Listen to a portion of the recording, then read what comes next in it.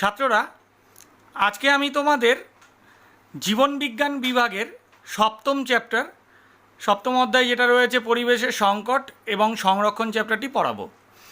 দেখো, পরিবেশের সংকট এবং সংরক্ষণ চ্যাপ্টারটির প্রথম অংশে যেটা রয়েছে আমাদের, সেটা হলো জলবায়ুর পরিবর্তন। এবার আমরা একটু জলবায়ুর পরিবর্তন জানতে গেলে জলবায়ু কী বা কোথা থেকে কিভাবে এসেছে এই বিষয়টা একটু জানা দরকার। তাহলে দেখো, প্রথমেই আমি টপিকের যে প্রথম বিষয়টি রেখেছি সেটা হলো আবহাওয়া এবং জলবায়ু। দেখতে পাচ্ছ তোমরা যে আবহাওয়া কাকে বলা হয়েছে? আবহাওয়া হচ্ছে দৈনন্দিন যে বায়ুমণ্ডলের অবস্থা, যা প্রতিনিয়ত বদল হচ্ছে, তার মধ্যে সমস্ত কিছু রয়েছে। উষ্ণতা বা সেখানকার তাপীয় অবস্থা, সূর্যালোক, বৃষ্টিপাত, আর্দ্রতা, সমস্ত কিছু মিলে এর অন্তর্গত। তাকে আমরা বলে থাকি কি? আবহাওয়া। আবার জলবায়ু হলো ওই বিস্তীর্ণ অঞ্চলের যে দীর্ঘ সময়, প্রায় 30 থেকে 35 বছর সময়কালের যে আবহাওয়ার গড়, সে আবহাওয়ার গড়কে আমরা বলি জলবায়ু। দেখো, এর সংক্রান্ত বিজ্ঞানসম্মত অধ্যয়ন হয়ে থাকে। এবার আবহাওয়া সম্পর্ক যে অধ্যয়ন, তাকে মেটিওরোলজি বলা হয়ে থাকে। অপরদিকে জলবায়ু সংক্রান্ত অধ্যয়নকে আমরা বলি ক্লাইমেটোলজি। অপরদিকে যদি আমরা দেখি, আবহাওয়া এবং জলবায়ু এই দুই সম্পর্কে যেরকম আমরা জানলাম, দেখো এর সাথে সাথে একটা সম্পর্কিত ব্যাপার, যেরকম আমি ইতিমধ্যে বললাম যে একটা দীর্ঘ সময়ের বিভিন্ন অবস্থা, সে তাপীয় অবস্থা থেকে বৃষ্টিপাত থেকে শুরু করে সমস্ত কিছু এর অন্তর্ভুক্ত। এর সঙ্গে যদি আমরা ভেবে দেখি যে ঋতু, বিভিন্ন ঋতুতে বিভিন্ন রকম স্থানে সূর্যের অবস্থান, বৃষ্টিপাত ইত্যাদি কিছুর উপর নির্ভর করে বিভিন্ন ঋতু এসে থাকে। দেখো, এগুলো সবই নির্দিষ্ট সময় অন্তর হতে থাকে, যে কারণে এটিকে সেই জলবায়ুর অন্তর্গত করা হতে পারে। যে আমরা বলতে পারি উদাহরণ হিসেবে যে কোনো একটা সময়ে আমাদের মার্চ থেকে জুন মাস পর্যন্ত গ্রীষ্মকাল থাকে। কেন বলতে পারি? কারণ এই সময়কালটাতে প্রচুর পরিমাণে সূর্যের তাপ পড়ে এবং প্রচণ্ড গরম পড়ে। তারপরে বর্ষাকাল আসে ইত্যাদি। এটা প্রতি বছর দেখবে একই সময়ে যেহেতু আসে, আমরা এটাকে সেইভাবেই কিন্তু গ্রহণ করতেও পারি। এর জন্য গ্রীষ্ম, বর্ষা, শরৎ, শীত ইত্যাদি ঋতুগুলো এসে থাকে। প্রধানত এই চারটেই ঋতু। তবে এছাড়াও তোমরা যদি দেখো, বিভিন্ন বইয়ে 6টা ঋতু বলা থাকবে: গ্রীষ্ম, বর্ষা, শরৎ, হেমন্ত, শীত, বসন্ত। এবার আমরা জেনে নেব আরও কিছু বিশেষ বিষয়। আমি আবহাওয়া এবং জলবায়ু আলোচনা করতে গিয়ে বললাম যে পৃথিবীর এই আবহাওয়া বা জলবায়ু, যেটাই আমরা বলি না কেন, সেটা কিন্তু বায়ুমণ্ডলীয় বিভিন্ন অবস্থাকে বোঝায়। অর্থাৎ ঝড়, বৃষ্টি, সূর্যতাপ বা অন্যান্য যেগুলো অবস্থা, আর্দ্রতা ইত্যাদি বিভিন্ন কিছুর ওপরে নির্ভর করে হয়। অর্থাৎ সমস্ত কিছুই যদি বায়ুমণ্ডলীয় অবস্থা হয়, তাহলে বায়ুমণ্ডলটা কি? বায়ুমণ্ডল হলো বিভিন্ন রকম গ্যাস যেগুলো মিশ্রিত অবস্থায় পৃথিবীর ওপরে যে চাদরের মতো আস্তরণ সৃষ্টি করেছে। অর্থাৎ পৃথিবীকে চাদরের মতো ঢেকে রেখেছে কে? এই বায়ুমণ্ডল।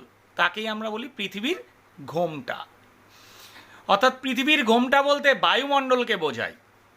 দেখো, বায়ুমণ্ডল পৃথিবীর ঘোমটা, অর্থাৎ পৃথিবীকে সম্পূর্ণরূপে আবরণ করে রেখেছে এবং পৃথিবীর জনজীবনকে টিকিয়ে রেখেছে।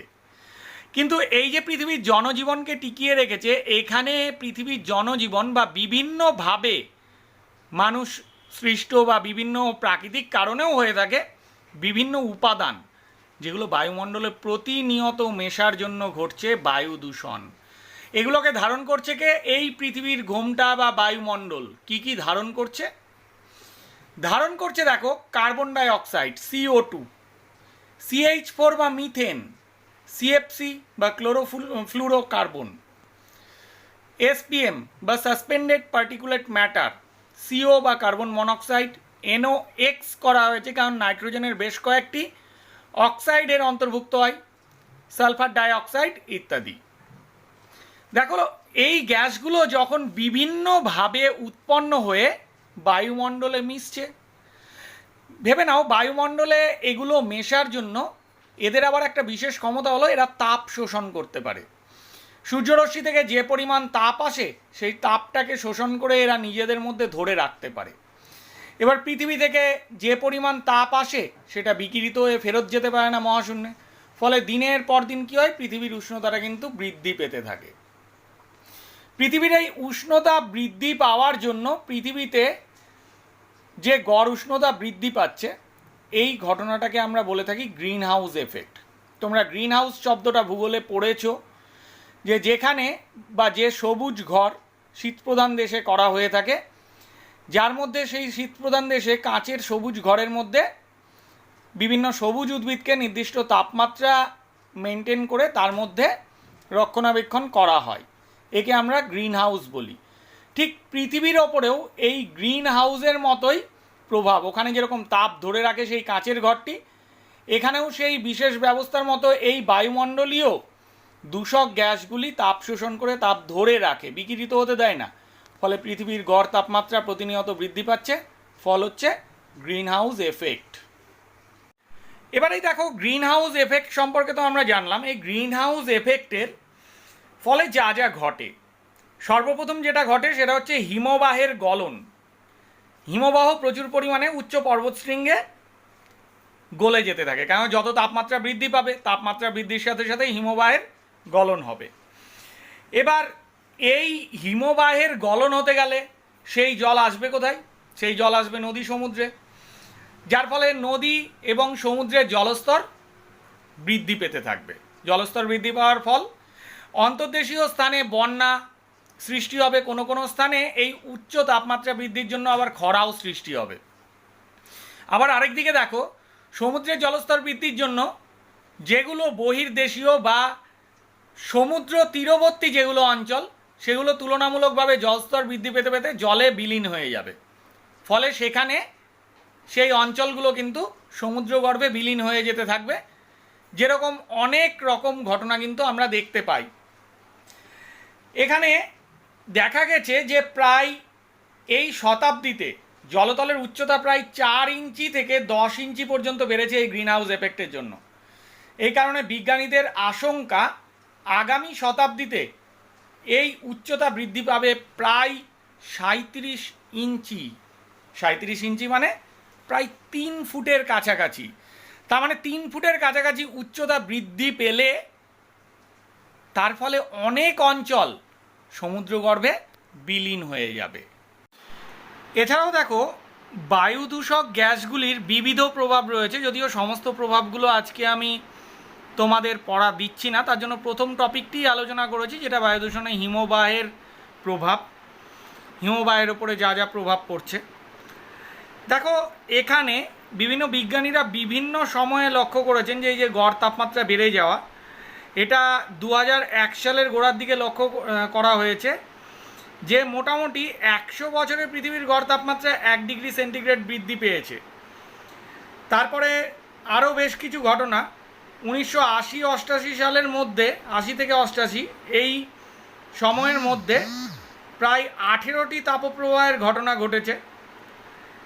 এটাও দেখো এই বিশ্ব উষ্ণায়নেরই একটা কারণ বা ফলাফল, কারণ নয় ফলাফল। তারপরে 2005 সালে রাজস্থানে বন্যা, তারপরে ধরো না উত্তর পূর্ব ভারতে খরা, রাজস্থানে সম্পূর্ণ শুকনো হয়ে পড়া, এগুলো সবই কিন্তু এই বায়ু দূষক গ্যাসগুলো যেগুলো রয়েছে তার দ্বারা সৃষ্ট যে প্রভাব, তার ফল।